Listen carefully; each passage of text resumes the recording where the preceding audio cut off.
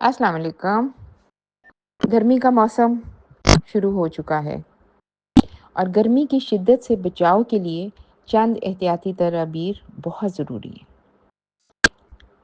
Number 1 कि गर्मी में डिहाइड्रेशन से बचने के लिए पहली बात तो ये कि बिला ज़रूरत घर से बाहर ना निकलें। खुसूसन बच्चों और बुज़ुर्गों को ज़्यादा बचाने की ज़रूरत है।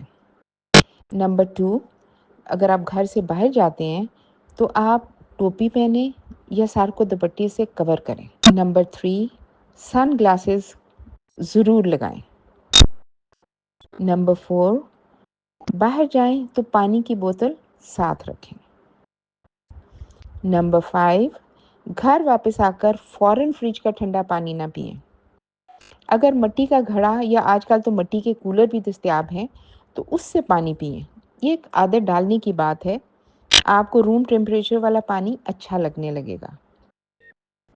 नंबर 6 पसीने से शराबूर घर आते हैं, फ़ौरन शावर ना लें।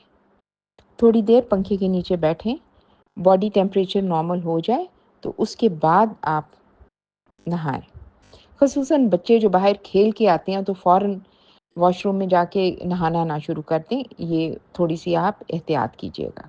छोटी छोटी सी टिप्स हैं जो आपको किसी बड़ी परेशानी से महफूज रख सकती हैं इंशाअल्लाह।